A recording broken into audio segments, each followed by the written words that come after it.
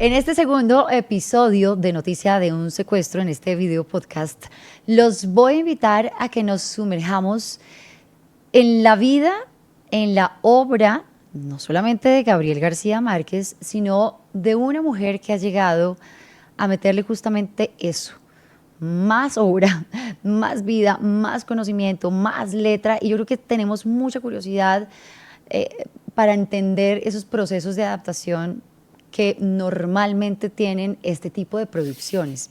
Vamos a poder ver Noticia de un Secuestro, luego de que seguramente ustedes que nos están viendo ahí tienen mucha curiosidad. Si no lo han leído, acérquense al libro, sáquenlo de la biblioteca, es probable que lo tienen ahí. Y hay momentos para los libros y hay libros para ciertos momentos. Si ese momento no había llegado, pues aproveche este de lanzamiento, porque próximamente lo tendremos después del 12 de agosto en la plataforma de Prime Video. Así que es una tremenda adaptación. Y aparece una mujer en este equipo, y es una mujer que exalta justamente la letra, la lengua y cómo adaptar, de nuevo, adaptación. Ella se llama Nubia Barreto y está con nosotros hoy, libretista con más de 16 años de experiencia en la industria. Nubia ha venido trabajando me atrevo a decir, en los canales más importantes de nuestro país, de la televisión en general. Ha hecho producciones muy, muy grandes y también ha estado muy cerquita de todos esos procesos de adaptación también. Ella nos va a contar mejor de qué se trata todo esto y cómo se genera ese tipo de trabajos. Así que, querida Nubia, bienvenida a este segundo capítulo, que además es tuyo, de Noticia de un Secuestro. ¿Qué tal? ¿Cómo estás? ¿Cómo vas? Muy bien. Qué bueno tenerte Gracias. acá. Bueno, igualmente me siento muy contenta de estar aquí. Vamos a contarle a las personas que nos siguen a esta hora, seguidores de Gabriel García Márquez, seguidores tuyos también, seguidores de la literatura, y muy pronto también seguidores de lo que será esta serie de Noticias de un Secuestro, serie cortica. ¿Cuál es tu papel dentro de Noticias de un Secuestro, Nubia? Bueno, yo soy una de las escritoras de la serie. Este es un trabajo en colectivo, especialmente esta serie. Estas series cortas y a la manera de Andrés Wood. No es un trabajo aislado de unos escritores a los que convocas y hacen un trabajo por separado. No, esto es un trabajo en el cual Rodrigo García, Andrés Burgos, Verónica Triana y yo sacamos un producto. Ahí a mí me causa mucha curiosidad también entender, porque cuando tú vas a un libro, dices, quien escribió el libro fue una persona que seguramente necesitó de muchas ayudas, y hablando específicamente de este libro, pues es un texto muy periodístico, es un texto que definitivamente no se podía salir de esa narrativa y de esa realidad de esa época de nuestro país. Ahora, cuando coescriben, que es lo que tú nos estás contando, ¿cómo es ese proceso? ¿Cómo se dividen ustedes las hojas, las páginas, los capítulos, los espacios, las experiencias? ¿Cómo es? Lo que pasa es que este es un relato, que tiene un eje central, y es el secuestro particular de Maruja Pachón y de su cuñada. Y comienza siendo un secuestro X en una ciudad tan convulsa como la nuestra, pero poco a poco se va abriendo el panorama y lo que se va demostrando es que es apenas un engranaje de un propósito macabro, de un propósito de doblegar al Estado para unos fines muy concretos. Y ese relato tiene un principio y un fin, y tiene otras víctimas que están allí antes y otras que se han ido sumando a lo largo del relato. Entonces, lo que hicimos nosotros fue volvernos a contar la historia entre nosotros, Okay. y porcionarla. Porcionarla en los eventos más dramáticos que fuimos encontrando, y también en las líneas secundarias que más nos impactaban, que no necesariamente son los otros secuestrados, pero es que en realidad a lo que llegamos es a que el secuestro nos afectaba a todos: al escritor, a la víctima, al personaje que tiene que guardar un secuestrado, al personaje que tiene que ejecutar la orden de matarlo o de liberarlo, y todos resultábamos poseedores de un relato que se convierte en una cosa macro, muy dolorosa, muy interesante, muy del alma. Pero mira que me llevas a pensar en un ejercicio también al que están expuestos constantemente los actores per se, y es cómo tú gestionas lo que haces como actor, Ajá. que estás interpretando un papel, y cómo gestionas tu vida fuera de ese papel. Ahora, ¿cómo lo hacen ustedes como escritores? Porque acabas de decirnos algo que a mí me resulta muy cierto después de darle una segunda lectura al libro, y es que es un libro muy sufrido, pero el lector también sufre. Nosotros estamos en constante sufrimiento, y seguramente eso se va a reflejar ahora en la pantalla. ¿Cómo gestionas tú como escritor eso, como libretista? En el caso del escritor, ese sufrimiento no es un sufrimiento, es un abordaje, pero es múltiple porque tú estás pensando en varios personajes. Tú tienes que pensar como ellos, tienes que ser honesto con ellos, tienes que darles voz, tienes que fundamentar las acciones de ese personaje y mostrar que tienen que ser coherentes con su carácter, con su circunstancia. Entonces tú no piensas en un solo actor, sino en todo el combo que has construido para contar el relato. Además de eso está el escenario, y además de eso está, digamos, el momento histórico, en el caso de una serie de corte realista como esta. Entendiendo que son tantos los que se contaron esa historia otra vez, sí, se porcionaron la historia, sí, y cada uno tenía una responsabilidad. Sí. Listo. ¿Verdad? Fueron, ejercieron su responsabilidad, volvieron, ¿o es así? Me lo estoy tratando de imaginar. Van, vuelven y vuelven y hacen una lectura conjunta. ¿Quién es el encargado en este caso cuando estamos en un proceso de adaptación, que estamos partiendo de esa base, Sí. en este caso con Noticia de un secuestro? ¿Quién es el encargado de decir, estamos llegando al punto con tantas manos escribiendo? No, es un trabajo en colectivo. Es un trabajo en colectivo, pero además está mediado porque estamos escribiendo en los tiempos de hoy en los que la mesa de trabajo se traslada a lo virtual. Entonces nos estamos viendo todos los días por internet, y estamos haciendo un trabajo de mesa por internet. Y vamos madurando las cosas y vamos escribiendo y vamos exponiéndolas. Ellos tienen un dicho, los dos directores que participaron muchísimo en el proceso, tienen un dicho que es la historia va pasando de random a ser muy fluida. Y eso va pasando, uno ya va sintiendo, empieza con un bloque, es como si estás amasando, y luego se te va volviendo fino y vas llegando al punto de lo que quieres contar, y todo el mundo va sintiendo que está tocando los elementos esenciales, pero siempre estamos trabajando, digamos, en combo, en grupo. Desde tu punto de vista, ¿es más fácil adaptar una obra como esta, que es una obra tan descriptiva, que tiene tanto detalle chiquitito, tanta minucia, porque había que entender qué era lo que había pasado, dónde la secuestraron, cómo las llevaron, en fin, a que si fuera al revés, en este caso, ¿es más fácil o incluso es un poco más difícil? No entendí la pregunta. No, quiero decir, ¿es más fácil o es más difícil adaptar un libro, en este caso, a la televisión, hacer una serie, cuando ese libro es tan descriptivo?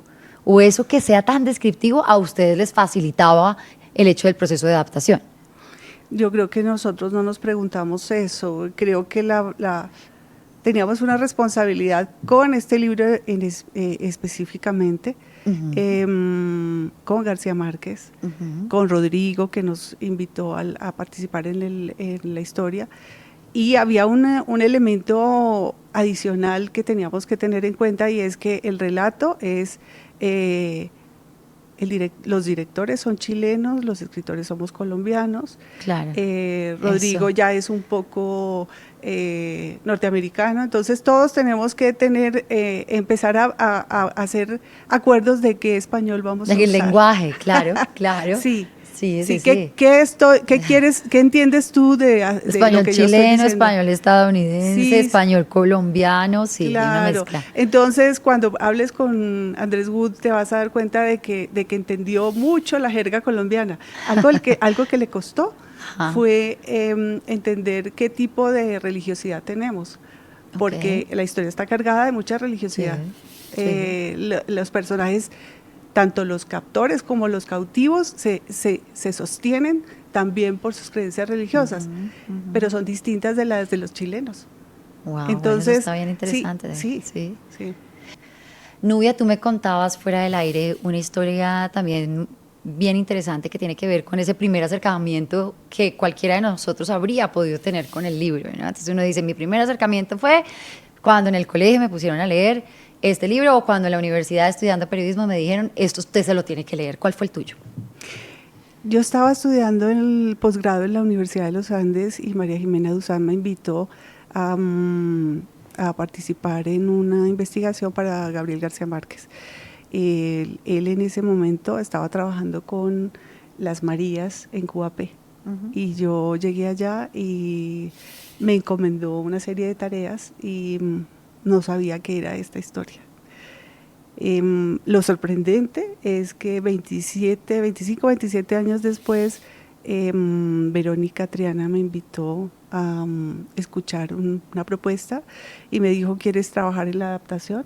Y yo, por supuesto, guardaba mis recuerdos de lo que fue el trabajo con García Márquez para esa historia y me pareció muy emocionante.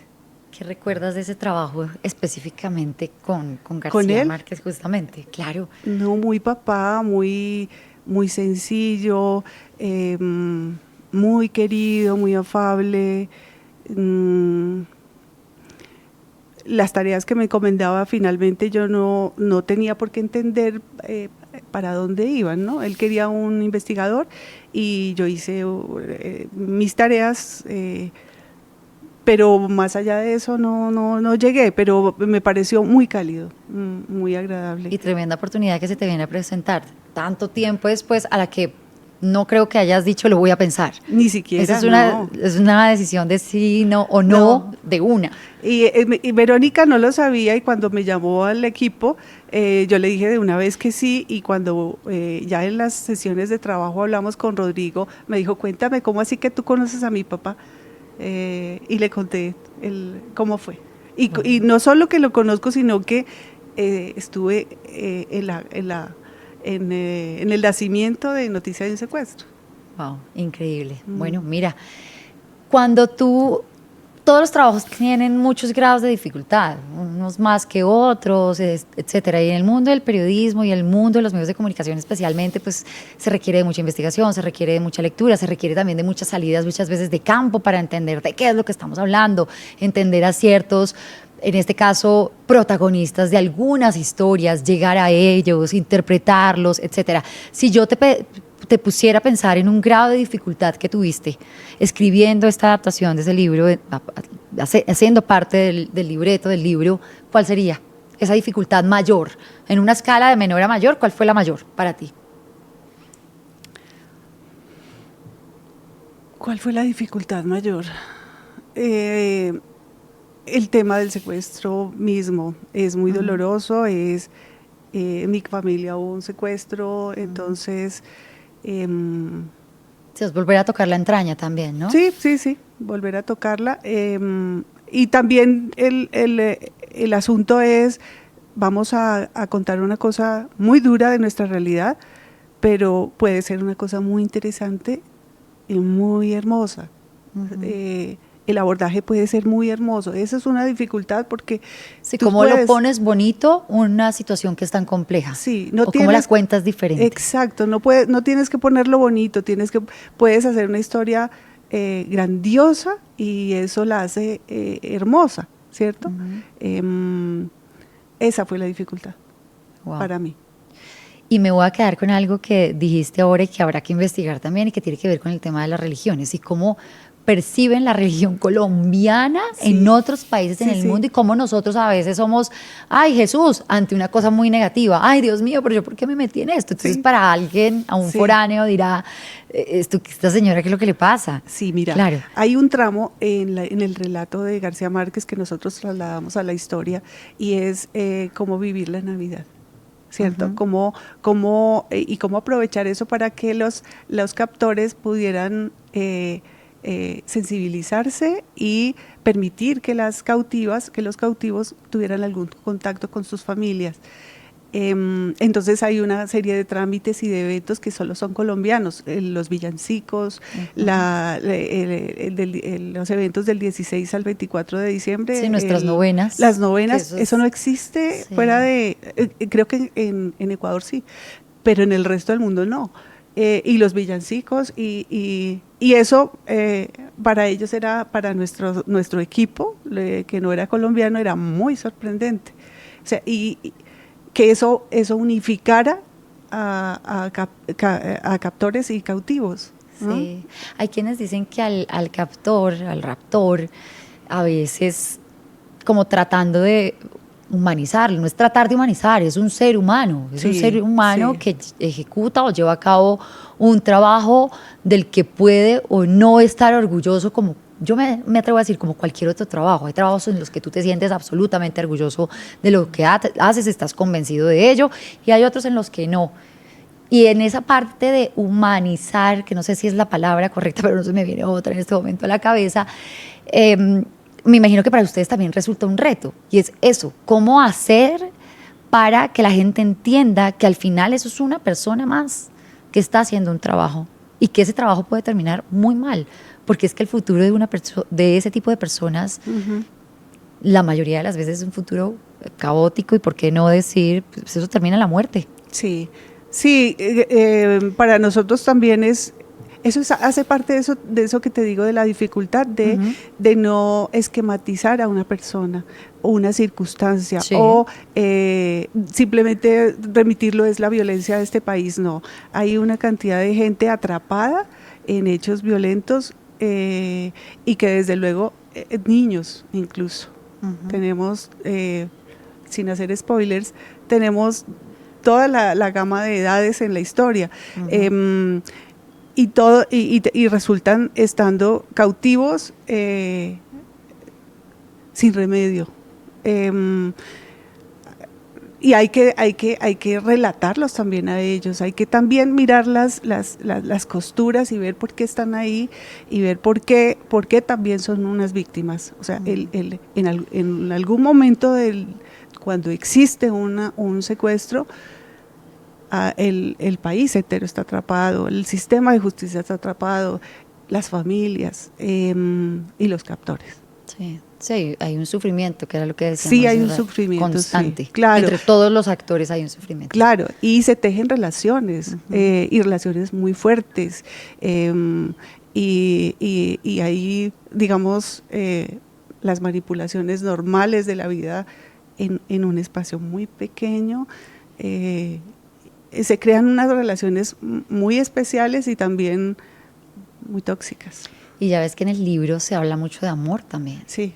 Constantemente estás hablando, en medio de algo tan difícil, tan triste. Claro. Yo no tengo muy buena memoria, pero sé que hay una gran frase dentro del libro que habla justamente de ese amor o de ese apego hacia la pareja, que no necesariamente el amor es estar netamente en felicidad, sino más o menos estar jodido con la otra persona. Hacia allá creo que va esa frase. Pero claro, pero es una frase de Maruja, no me acuerdo en ese momento, porque en el fondo, si pudieras decir una sola frase de que es Noticia en Secuestro, es la historia del trabajo de un hombre por liberar a su gran amor. ¿Cuál crees tú que va a ser el impacto de la adaptación del libro de Gabriel García Márquez llamado Noticia en Secuestro en la televisión? Yo creo que va a ser muy bueno, creo que es una obra trabajada con mucho cariño, con mucho respeto por la obra de García Márquez, y también es un homenaje a las víctimas, como te digo, las víctimas de todos lados, de todos las pelambres. Me parece que va a ser impactante la propuesta y que el trabajo de Andrés Wood y Julio Jorquera lo hace muy especial. ¿Cuánto tiempo te tomó o les tomó a ustedes en conjunto hacer ese libreto? Años. Si esto no es un proceso esto no se hace en 6 meses. No, esto se toma su tiempo. Porque requiere de muchas lecturas, de nuevo, volver a leer, volver a imaginar, volver a pensar. Y ustedes dentro de los procesos de escritura, ¿alcanzan a pensar en algún punto en quiénes podrían ser los protagonistas de esas historias? Ya poniéndolos en carne y hueso y ya pensando que va a haber unas personas que van a interpretar esos papeles. Uno siempre escribe pensando en alguien. Sí. Este personaje el cuerpo de este personaje es X y uno le escribe pensando en él. Y cuando viste a esos personajes, dijiste, es que eso era lo que nosotros lo pensábamos así. Sí. Hay sorpresas, ¿no? Hay sorpresas. Hay un personaje que se llama El Monje, que lo van a ver. Sí. Y es una sorpresa. Bueno, pues llenos de sorpresas estamos y creo que no vemos la hora de que sea este gran estreno que, como les decíamos, será el próximo 12 de agosto a través de Prime Video. No se lo pierdan y intenten ayudarnos a pasar la voz con este video podcast, porque qué rico cuando uno tiene esa posibilidad de leer, luego de ver, pero qué bueno saber las historias detrás de cada proceso dentro de una historia como esta. Y entonces ahí hay el libretista, está el guionista, está el director, están los actores, pasan tantas cosas que qué bueno poderse permear de todo ello. Así que para nosotros es un placer tenerte hoy con nosotros, de verdad que sí, gran admiración. Nubia, que seas tú quien invite también a nuestros seguidores, a tus seguidores, a todos los seguidores de Prime a que vean esta serie. Siempre será un placer ver cosas de García Márquez en Colombia. Él sigue muy vivo en la realidad colombiana y lo van a ver a través de Noticia de un Secuestro. Bueno, y a ustedes gracias. Nos volvemos a encontrar en un próximo capítulo con más historias a propósito de Noticia de un Secuestro.